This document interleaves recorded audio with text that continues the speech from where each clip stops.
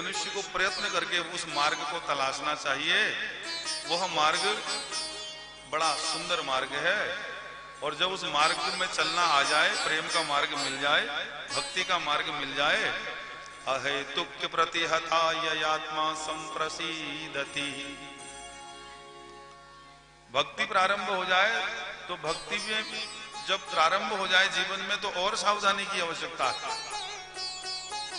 ऐसा नहीं कि अब हमें ज्ञान हो गया, हम तो सुबह शाम भगवान का पूजन करने लगे, राम राम कृष्ण कृष्ण जपने लग गए, हनुमान हनुमान जपने लग गए, तो हम भक्त हो गए। अब जब भक्ति हमारे अंदर जागृत हो गई तो परमात्मा की प्रथम कृपा तो हो गई, और सावधानी की आवश्यकता है। अब तो अहेतुक्य प्रतिहता, विनम्रता पूर्वक, बिना कुछ परमात्मा से मांगे, निष्काम भावना से उसकी भक्ति करनी है, और उनसे बार बार निवेदन करना है कि हमें कुछ नहीं चाहिए।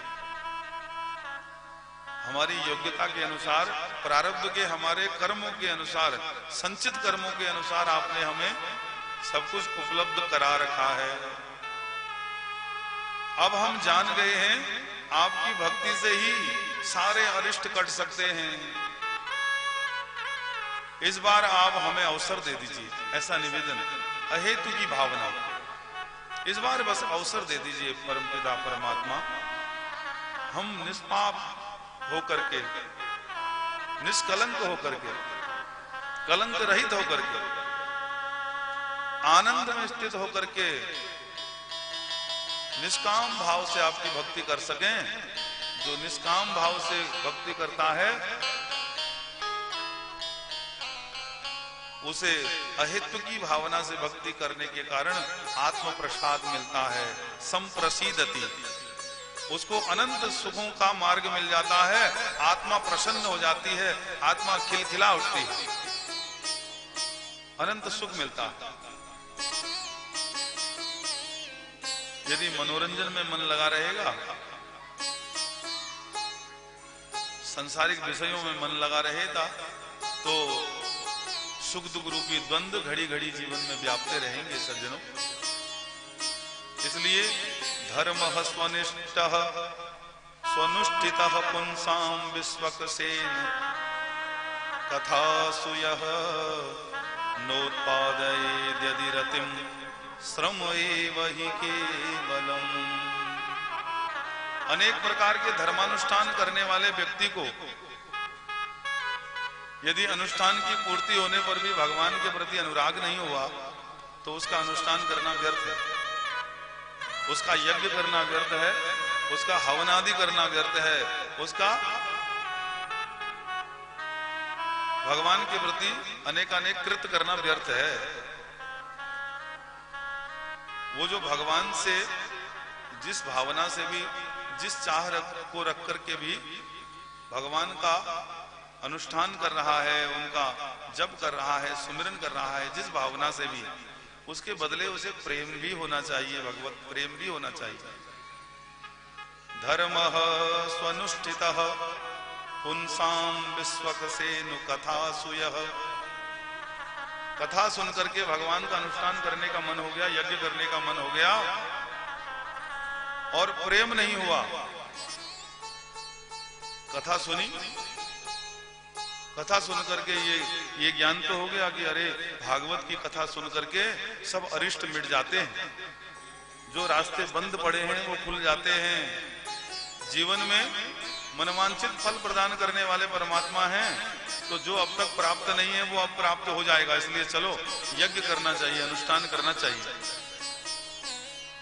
जिस भावना से भी जो इसमें सम्मिलित होता है, भगवान उसकी वही कामना पूर्ण कर देते हैं। अब कामना पूर्ण होने के उपरांत भी उसे ज्ञान ना हो कि जो मेरी मन की कामनाओं को पूर्ण कर सकता है वो परमात्मा है, कोई जीवात्मा नहीं है। इसका मतलब वो मेरा जीवन संवार सकता है, मुझे निखार सकता है, मुझे वैकुंठ का अधिकारी बना सकता है, वो सुपर पावर है।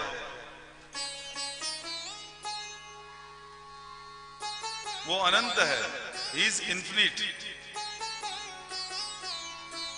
उसकी दया का कोई थाह नहीं है, कोई अंत नहीं है।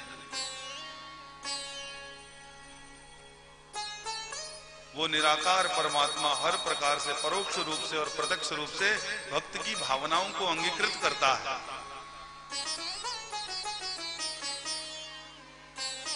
हम सोचते हैं कि हम मन में जो दूसरों के प्रति द्वेष भावना रख करके बैठे हैं, दूसरों के लिए जो मन में हमारी निंदा का भाव है, उसे हम ही जानते हैं, दूसरा कौन जानता है। मुख से मीठा मीठा बोल दो, मन में द्वेष रखे रखो, क्या फर्क पड़ता है। अरे काम चलाना है, सबसे मीठा मीठा बोल दो और मन से सदैव उसके लिए दुर्भावना ही व्यक्त करते रहोगे तो भगवान तो साक्षी है, वो कर्म साक्षी भी है और विचारों का साक्षी भी है, क्योंकि वो उदर में बैठा है, अंतःकरण में, अंदर बाहर दोनों तरफ उसकी नजर है। इसलिए भगवान ने कहा कर्मण्येवाधिकारस्ते मां फलेषु कदाचन। तेरा अधिकार कर्म में है, फल में नहीं। फल तो मेरी कृपा से प्राप्त होगा, क्योंकि वो सब कर्मों को नोट कर रहा है। इसलिए मनसा वाचा कर्मण, जैसा मुख से बोलो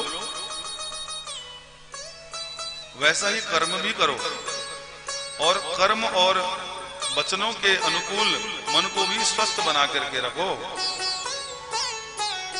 यह लक्षण तुम्हारा तुम्हें भगवत कृपा की ओर ले जाने वाला होगा। यदि इस प्रकार का ज्ञान भगवत प्रेम मन में उपजा नहीं, नोत्पादयेत् यदि रतिम,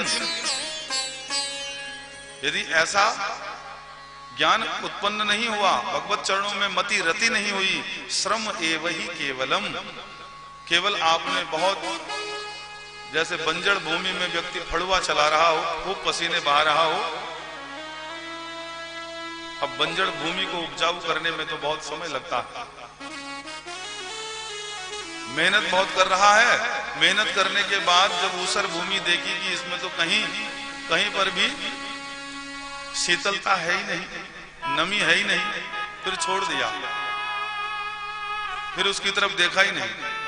ऐसे ही प्रयास तो जीव करता है, उद्यम तो करता है, लेकिन उद्यम के बदले जब उसको कामना की उसकी प्राप्ति हो जाती है, सिद्धि हो जाती है, तब वो भगवत प्रेम की तलाश नहीं करता। उद्यम के बदले प्रभु प्रेम नहीं चाहता, वस्तु चाहता, विषय चाहता। इसलिए प्रेम अखंड नहीं होता, दीर्घ नहीं होता, अल्प होता। थोड़ी देर मस्ती चढ़ती है, फिर उतर जाती है। संतों ने कहा, ये जो चढ़ती उतरती है मस्ती, ये हकीकत में मस्ती नहीं है।